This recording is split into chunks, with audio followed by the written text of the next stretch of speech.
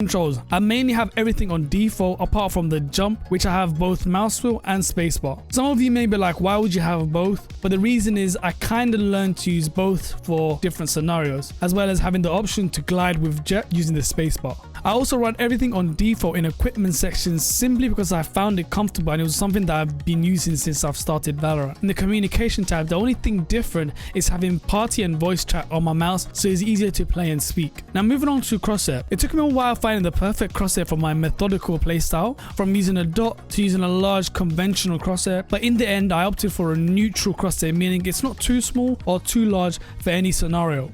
And as for the color, I prefer having it white, mainly because it looks much more cleaner and simplistic. And to help it stand out more, I chose to have outline opacity 1 and thickness 1. Here are my inner lines for the crosshair: 1, 3, 1, 2, and outer lines are all on 0.